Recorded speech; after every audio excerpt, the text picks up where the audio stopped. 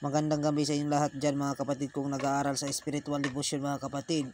Itong ibabahagi ko sa inyo mga kapatid ay maganda ito mga kapatid, lalo na sa inyong pamilya at lalo din magagamit din ito sa pagkumbati spiritual. Pagkatapos nyo magkumbati sa spiritual o ginagamot nyo yung mangkukulam o pasyente nyo, pwede nyo ito ihip sa tubig pagkatapos magkumbati sa spiritual mga kapatid. At pagkatapos mo magamot yung pasyente mo mga kapatid, maganda ito gamitin kapatid kapag lalo na nasa spiritual ka kapatid. Pwede nyo rin ito sa pamilya mga kapatid habang bago kayo kumain o uminom ng tubig, ihip nyo ito mga kapatid. At pagkatapos ihip, kainin nyo na at inumin yung tubig sa pamilya nyo mga kapatid. Pagkatapos kapatid, malaki po itong pagkatapos mga kapatid, malaking tulong po ito lalo na sa pamilya, pasyente o sa panggagamot nyo mga kapatid, kasi mawawasak yung mga karga na kaliwa mga kapatid o may sapi or may mga karga nga binigay ng mga elemento o binigay ng mangkukulam ay mawasak mga kapatid o matutunaw mga kapatid. Ito ang ora mga kapatid. Ang pamagat ay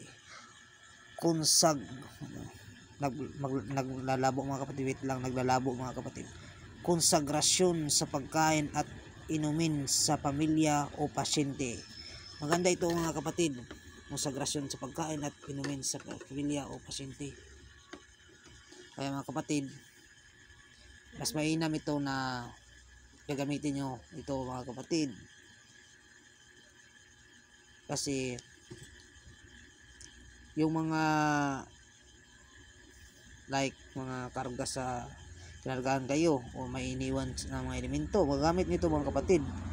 Basta 9 times ito kapatid, taga 3 times mga kasalin nyo to kapatid. Ito ang pamaran ng mga kapatid. Babasahin ko muna kapatid.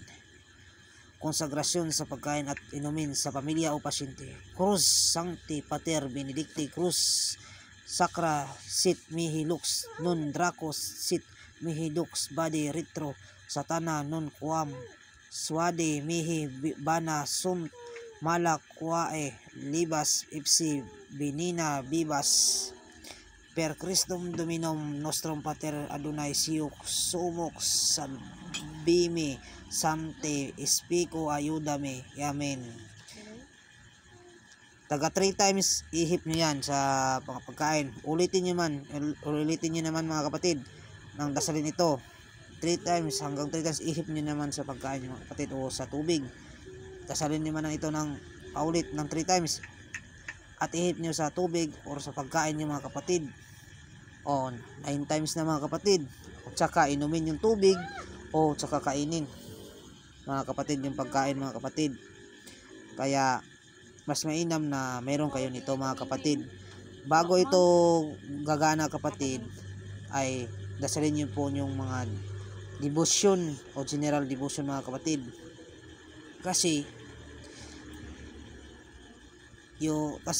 importante yun mga kapatid. May dasal kayo pakain nito mga kapatid, or nagdedebosyon kayo mga kapatid. Sa mga merong debosyon dyan mga kapatid, automatic na po gagana ito mga kapatid, itong konsagrasyon sa pagkain at inumin sa pamilya o pasyente.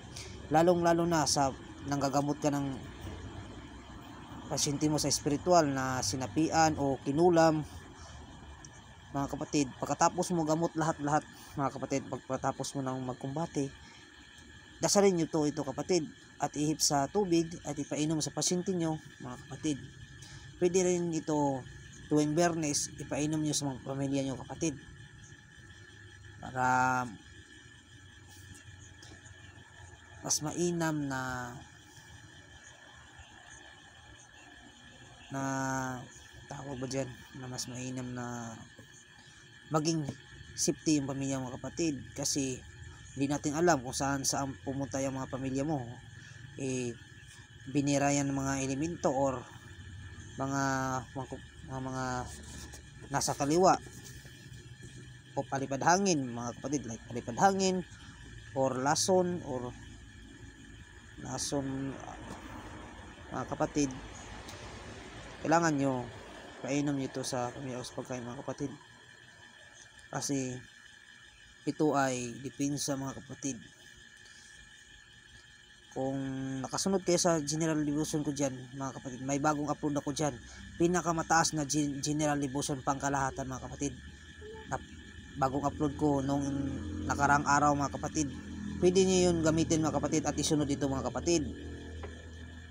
Mga kapatid, pwede nyo isunod dito at saka ihip, mga kapatid. Mas maganda nga na debosyonan nyo po yun, mga kapatid.